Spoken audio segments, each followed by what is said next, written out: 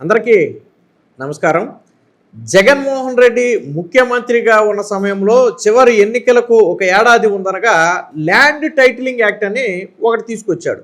So ఈ land titling act వల్ల జరిగే నష్టాలేంటో అప్పట్లో ప్రతిపక్షంలో ఉన్నటువంటి తెలుగుదేశం పార్టీ కావచ్చు, జనసేన కావచ్చు చాలా బలంగా ప్రజల్లోకి తీసుకెళ్ళడం వల్ల ప్రజలు కూడా ఒక రకంగా చివరిలో భయపడ్డారు. సో ఏంటి ల్యాండ్ టైటిలింగ్ యాక్ట్, ఎందుకు దీని గురించి మాట్లాడుతున్నామంటే జగన్మోహన్ రెడ్డి తెస్తాను అన్న ల్యాండ్ టైటిలింగ్ యాక్ట్ని ఆల్రెడీ తమ్మినేని సీతారాం ఇంప్లిమెంట్ చేసి చూపించాడు. సో అదే ల్యాండ్ టైటిలింగ్ యాక్ట్ అంటేనని ఇప్పుడు సోషల్ మీడియాలో చర్చ నడుస్తుంది.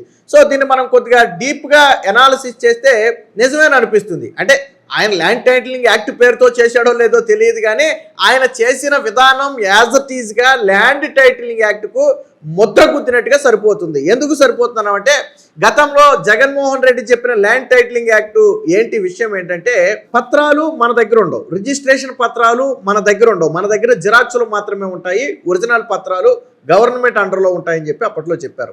అలాగే ఏదైనా ఇష్యూ వస్తే దానికి ఒక టైం పీరియడ్ ఇస్తారు. ఆ టైం పీరియడ్ లోపు భూమి నాదనుకోండి, నా భూమి అని నేనే నిరూపించుకోవాలి. లేదనుకోండి సాధారణంగా మనకి ఏదన్నా ఇష్యూ వస్తే కింద కోర్టుకి, తర్వాత పై కోర్టుకి అలాగా మండల స్థాయి నుంచి జిల్లా స్థాయి నుంచి మనం రాష్ట్ర స్థాయి వరకు వెళ్తాం. కానీ అలా కాదు, ఏదైనా ఇష్యూ వస్తే సర్టన్ టైంలో కన్నా మనం పరిష్కరించుకోలేకపోతే ఆ ఇష్యూని కొన్ని ప్రత్యేక కోర్టుల్లో మాత్రమే పరిశీలిస్తారు. ఈవెన్ ఏదైనా చివరిగా వెళ్ళాలంటే హైకోర్టుకే తప్ప ఇక మధ్యలో మనకు కోర్టులే ఉండవు. అంటే 5 సెంట్లు 10 సెంట్లు వివాదాలకి కోర్టులుగా హైకోర్టుల దాకా వెళ్ళాలంటే అది సాధ్యపడే విషయం కాదు. అలాగే దీనికి సంబంధించి ఒక ప్రత్యేక అధికారి, అంటే ఇప్పటి వరకు రిజిస్ట్రేషన్ ఏదైతే ప్రాసెస్ ఉందో ఈ ప్రాసెస్కి ఒక ప్రత్యేక అధికారిని కూడా తీసుకొస్తారని చెప్పి అప్పట్లో చెప్పారు. సో ఇది ల్యాండ్ టైటిలింగ్ యాక్ట్. దీన్ని అప్పుడు ప్రతిపక్షంలో ఉన్నటువంటి తెలుగుదేశం పార్టీ ఏం చేసిందంటే చాలా బలంగా ప్రజల్లోకి తీసుకెళ్ళింది.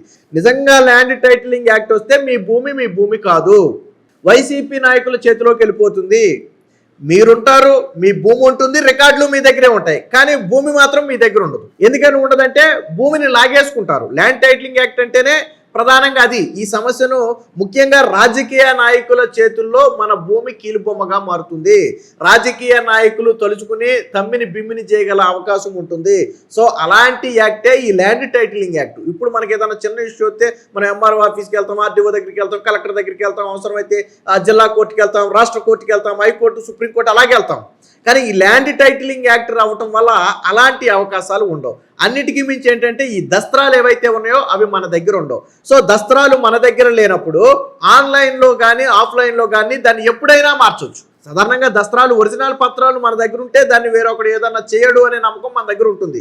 కానీ మన దస్త్రాలు మన దగ్గర లేనప్పుడు, వేరొక వ్యక్తి దగ్గర ఉన్నప్పుడు దాన్ని ఎప్పుడైనా మార్చవచ్చు. మన ప్రమేయం లేకుండానే భూమి మారిపోతుంది. యాజ్ ఇట్ ఈస్గా నిన్న తమ్మినేని సీతారాం దగ్గర జరిగింది అదే. ఎవరైతే అందవరపు గోవిందరాజులు అనే ఒక వ్యక్తి ఉన్నాడో ఆ వ్యక్తి కనకలింగేశ్వరరావు అనే ఒక వ్యక్తికి అమ్మాడు. వాస్తవానికి ఇప్పుడు భూమి ఎవరిది? కనకలింగేశ్వరరావుది భూమి.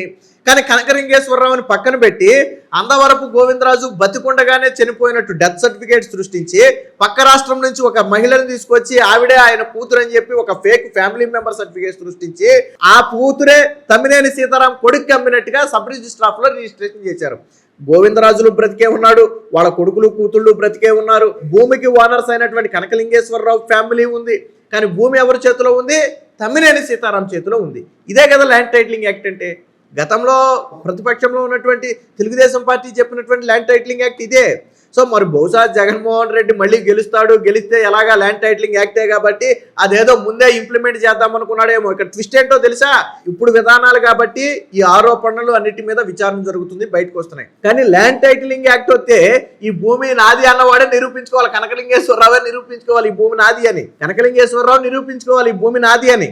ఇప్పుడంటే కోర్టులు ఉన్నాయి కాబట్టి, పోలీసులు ఉన్నారు కాబట్టి అన్ని వెరిఫై చేశారు. కానీ ల్యాండ్ టైటిలింగ్ యాక్ట్ ఉంటే ఇలా ఎవరు పడితే వాళ్ళు ఇన్వాల్వ్ అవరు. సర్టన్ కోర్టుకి వెళ్ళాలి, ఒక అధికారి ఉంటాడు, ఈ వివాదాల పరిష్కారానికి ఒక అధికారి ఉంటాడు, ఆ అధికారి దగ్గరికి వెళ్ళాలి. అధికారి దగ్గర ఒక 30 రోజులు 60 రోజులు మనకు టైం ఇస్తారు. ఆ టైంలోపు ఈ భూమి నాది అని నువ్వు నిరూపించుకోలేకపోతే, లేదా ఆ అధికారి కన్నా ఈ భూమి ఈ వ్యక్తిది కాదు ఈ వ్యక్తిది అని డిసైడ్ చేస్తే ఇక మనం చేయడానికి ఏమీ లేదు, డైరెక్ట్గా హైకోర్టుకి వెళ్ళాలి. డైరెక్ట్గా హైకోర్టుకి వెళ్ళాలి, మధ్యలో కోర్టులు లేవు. ఒకవేళ హైకోర్టుకి వెళ్ళామో అనుకుందాం, పోనీ హైకోర్టు కూడా కోర్టే కదా, హైకోర్టుకి వెళ్ళామనుకుందాం, హైకోర్టులో వెంటనే కేసు తేలుతుందా? హైకోర్టులో వెంటనే కేసు తేలుతుందా? ఏళ్ల తరబడి సాగుతుంది కేసు. అంటే ఈ భూమి ఏ వృద్ధుల భూమి కొట్టేశారనుకోండి, ఆ కేసు తేలేలోపు ఆ వృద్ధులు కూడా ఉండరు. సో అదే కదా ల్యాండ్ టైటిలింగ్ యాక్ట్ అంటే. సో ఈ ల్యాండ్ టైటిలింగ్ యాక్ట్నే ఆల్రెడీ తమ్మినేని సీతారాం ఇంప్లిమెంట్ చేశాడు అనేది ఇప్పుడు సోషల్ మీడియాలో నడుస్తున్నటువంటి చర్చ. వాస్తవానికి ఈ ల్యాండ్ టైటిలింగ్ యాక్ట్లో అప్పుడు రెవెన్యూ శాఖ మంత్రిగా ఉన్నటువంటి ధర్మాన ప్రసాదరావు ఏం చెప్పాడంటే ఎలక్షన్ ముందు ల్యాండ్ టైటిలింగ్ యాక్ట్ మేమేం ఆంధ్రాలో ఇంప్లిమెంట్ చేయట్లేదు, ఇదంతా అపోజిషన్ చేస్తున్నటువంటి కుట్ర అని అప్పట్లో ధర్మాన ప్రసాదరావు చెప్పాడు. జగన్ ఏం చేయాలి? బేసిక్గా ముఖ్యమంత్రిగా ఉన్నప్పుడు జగన్ ఏం చేయాలి? అవును నిజమే, ల్యాండ్ టైటిలింగ్ యాక్ట్ లేదు, ఏమీ లేదు, ఎవరి భూములు ఎవరు తీసుకోరు, ఎవరి పత్రాలు వాళ్ళ దగ్గరే ఉంటాయి, ఇంతకుముందు ఎలా జరిగిందో ఇప్పుడు అలాగే జరుగుతుందని చెప్పుంటే బాగుండేది. కానీ జగన్మోహన్ రెడ్డి ఏమన్నాడు? ఇది మా విధానం కాదు, కేంద్రం విధానం కదా, మేము అమలు చేస్తామని చెప్పి బహిరంగంగా ప్రకటించాడు. ఎప్పుడైతే జగన్మోహన్ రెడ్డే మేము ల్యాండ్ టైటిలింగ్ యాక్ట్ అమలు చేస్తాము అన్నాడో ప్రజల్లో భయం పట్టుకుంది. వాస్తవానికి ఆ రోజు రాజకీయంగా తెలుగుదేశం పార్టీ చాలా సక్సెస్ అయింది. జగన్మోహన్ రెడ్డిని చివరి 3-4 నెలల్లో బాగా ఇబ్బంది పెట్టి బాగా డ్యామేజ్ చేసిన అంశం ఏదైనా ఉందంటే land titling act. Jaganmohan Reddy ఆ రోజు పట్టుదలకు పోయి ఎన్నికల సమయంలో రిస్క్ ఎందుకని ఆలోచించకుండా మేము అమలు చేయట్లేదు అని చెప్పి రెవెన్యూ శాఖ మంత్రిగా ఉన్నటువంటి ధర్మాన ప్రసాదరావు చెప్పిన తర్వాత కూడా మేము అమలు చేస్తాం, ఇది మాది కాదు, కేంద్ర ప్రభుత్వం పథకం, మేము అమలు చేస్తామని చెప్పి జగన్మోహన్ రెడ్డి ఓపెన్ గా ప్రకటించాడు. ఎప్పుడైతే జగన్మోహన్ రెడ్డి స్వయంగా ల్యాండ్ టైటిలింగ్ యాక్ట్ అమలు చేస్తాము అన్నాడో, నిజంగా చెప్తున్నాను, ప్రజల్లో భయం ఏర్పడింది. నిజంగా అంటే అప్పటికి ప్రజల్లో భయం ఏర్పడటానికి కూడా ఒక కారణం ఉంది. ఎందుకంటే అప్పటికే జగన్మోహన్ రెడ్డి పాస్ పుస్తకాల మీద తన ఫోటోలు వేసుకున్నాడు. రీసర్వే పేరుతో సమస్యలు సృష్టించి వదిలేశాడు. సో ఆ సమస్యలు పరిష్కారం కాల, ఎన్నికలు వచ్చే టైంకి రీసర్వే సమస్యలు పరిష్కారం కాల.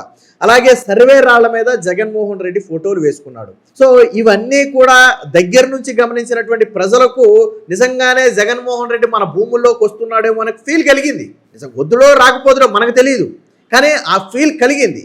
ఎందుకు కలిగింది అంటే స్వయంగా జగన్మోహన్ రెడ్డి చెప్పాడు, ల్యాండ్ టైటిలింగ్ యాక్ట్ అనేది ఖచ్చితంగా రైతులు ఎవరు యాక్సెప్ట్ చేయరు. ఫర్ ఎగ్జాంపుల్ పొలం పత్రాలు, నా పత్రాలు నా దగ్గర ఉన్నాయి అనుకోండి, అది నాకు ఒక ఆస్తి లాంటిది. నాకు ఆపద సమయంలో నేను దాన్ని తాకట్టు పెట్టో బ్యాంకులో పెట్టో నేను రుణ రూపంలో తీసుకోగలను, తిరిగి కట్టగలను. కానీ అవి నా దగ్గర లేకపోతే నేను రుణ రూపంలో తీసుకోవాలంటే తీసుకోగలదునా? ఒకటి. రెండోది, పత్రాలు నా దగ్గర ఉంటే నాకు ధైర్యం ఉంటుంది, నా ఒరిజినల్ పత్రాలు నా దగ్గర ఉన్నాయని నాకు ఒక ధైర్యం ఉంటుంది. నా ఒరిజినల్ పత్రాలు నా దగ్గర లేని రోజు నా భూమి ఉంటుందా, ఎవరి పేరు మీద కన్నా వెళ్ళిపోతుందా అనేది ఎవరికీ తెలియదు. ల్యాండ్ టైటిలింగ్ యాక్ట్లో ప్రధాన భయం అదే.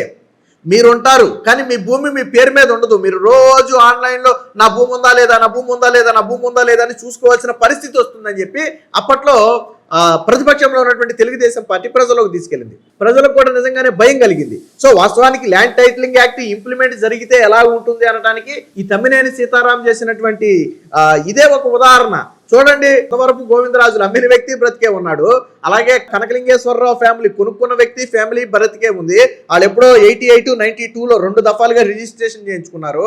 కానీ ఆ భూమిని తమ్మినేని సీతారాం కొడుకు పేరు మీదకి మార్చేశారు. పోనీ మార్చడం అంటే భయపెట్టో బెదిరించో వాళ్ళ నుంచే తక్కువ కొనటం కాదు.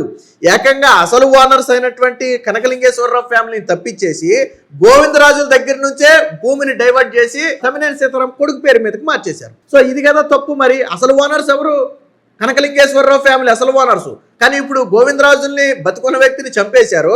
వాళ్ళకి 3 పిల్లలు అయితే ఒక రజనీ అని ఒక పక్క రాష్ట్రం నుంచి ఒక అమ్మాయిని తీసుకొచ్చి ఆ ఇంటి పేరు అడబాల, మళ్ళీ అందవరపు కూడా కాదు, ఏ రజనీ అని చెప్పి పూర్తి పేరు రాయకుండా ఏ రజనీ అని చెప్పి రాసేసి వాళ్ళ పేరు మీద రిజిస్ట్రేషన్ చేసేస్తే ఈరోజు ఏమైంది? అడ్డంగా పోలీసులకు దొరికిపోయారు, కోర్టుకు దొరికిపోయారు, కుటుంబాన్ని వదిలేసి పారిపోయే పరిస్థితి. ల్యాండ్ టైటిలింగ్ యాక్ట్ ఇప్పుడు చట్టాలు వేరున్నాయి. చంద్రబాబు గారు ఆ రోజు ల్యాండ్ టైటిలింగ్ యాక్ట్ మీద తొలి సంతకం చేస్తానని హామీ ఇవ్వటం అనేది కూటమి ప్రభుత్వానికి గెలుపులో అతి కీలకమైనది. మిగతా అన్ని ఒకెత్తైతే ఆ రోజు చివరి 3-4 నెలల్లో ల్యాండ్ టైటిలింగ్ యాక్ట్ అనేది ప్రజలను భయపెట్టిన మాట వాస్తవం.